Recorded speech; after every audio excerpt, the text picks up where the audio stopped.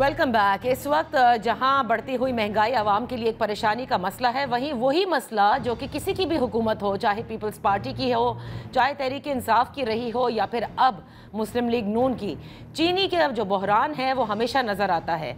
कभी बहरान की शक्ल में होता है कि चीनी जो है उसकी किल्लत हो गई, और कभी जो ये होशरुबा इजाफे होते हैं चीनी की कीमतों में वो भी नज़र आता है। इस वक्त मार्केट के अंदर चीनी 200 रुपये किलो मैसर है और कहा जा रहा है कि ये कीमत जो है वो बढ़ भी सकती है। अब इसके बहुत सारे मसाइल हैं जो हम कई दिनों से डिस्कस भी कर रहे हैं। आपको बताते चले कि जितनी इस मुल्क ने चीनी एक्सपोर्ट की है, अब उतनी ही इंपोर्ट कर रहा है।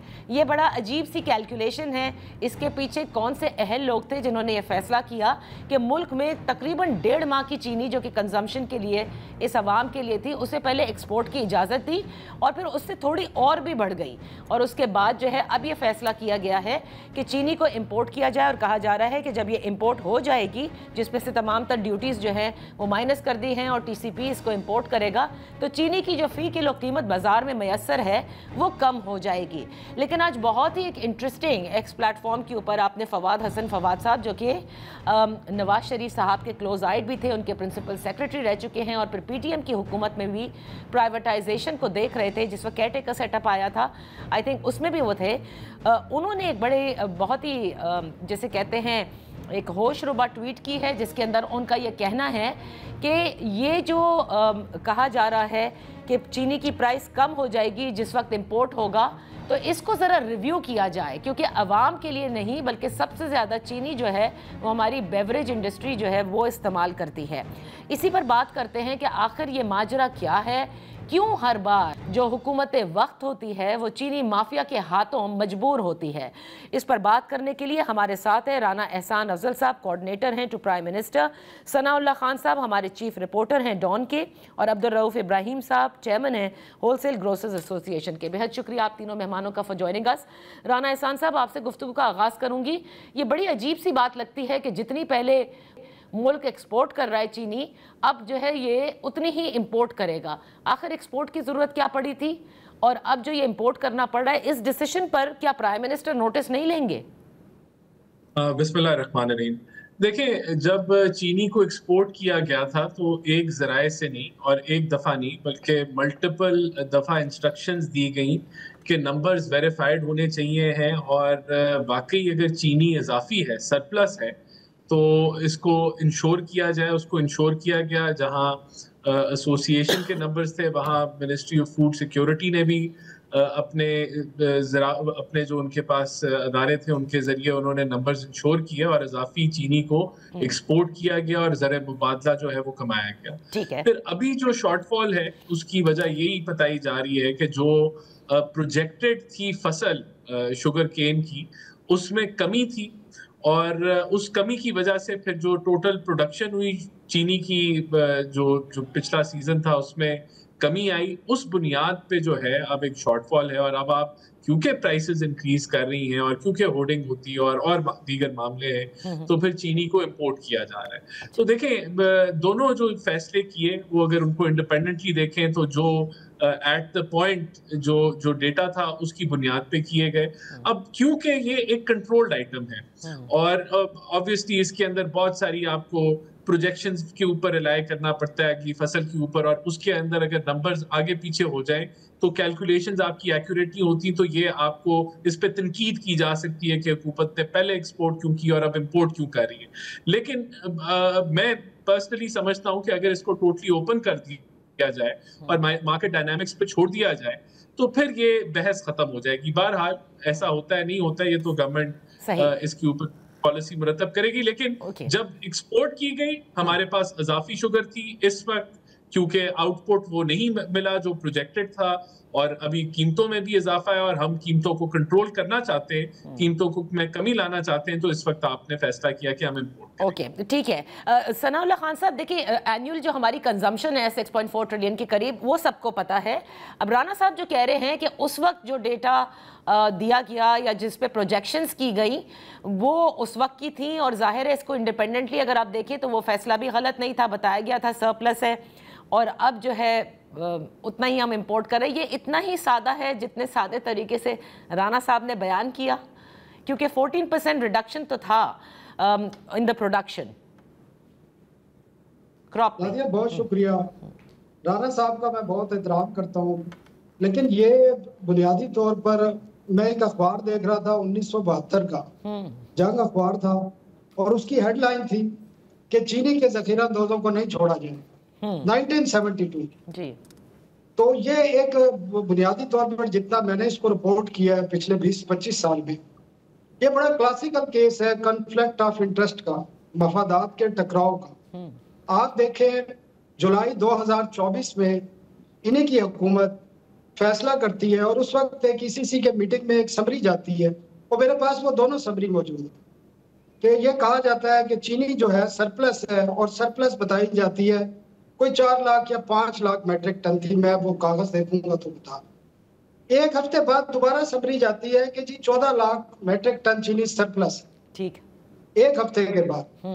और उसके बाद उसकी बुनियाद पर 7.5 लाख मेट्रिक टन एक्सपोर्ट की इजाजत दी जाती है, और इस साल अप्रैल मई तक ये एक्सपोर्ट होती रहती है। बिल्कुल।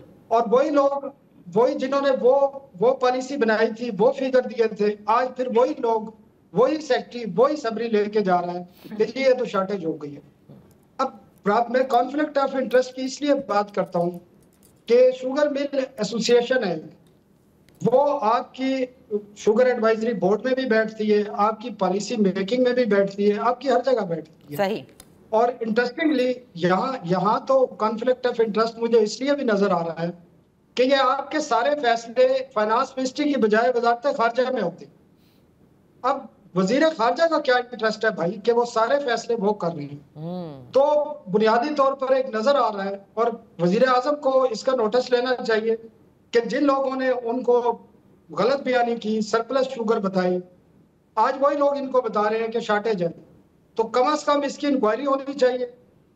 आपको तो पता है नहीं, लेकिन सनाउल्लाह खान साहब, जब कभी inquiry last time Imran Khan साहब की हुकूमत में भी आपको याद है ना हुई थी, क्या फायदा हुआ, क्या फर्क पड़ता है? नहीं, वो उस इंक्वायरी में जो बात कही गई थी, 2 पॉइंट थे, वो आज भी एग्जिस्ट कर रहे हैं, और इमरान खान की हुकूमत से 10 साल पहले भी एग्जिस्ट कर रहे थे, वही मसले थे। और वो उन्होंने ये बताया कि ये पहले एक्सपोर्ट सरप्लस जाहिर करते हैं, और वही लोग हैं, पूरा एक सिस्टम है। आपको पता है बहुत सारे लोग हैं, खुद आपके पार्लियामेंट में लोग बैठे हुए हैं जिनकी शुगर मिले हैं, अवानों में बैठे हैं, वज़रा हैं, मुल्क के वजीर आजम रह चुके हैं, मुल्क के सदर रह चुके हैं, तो वो लोग बैठे हैं सारे के सारे।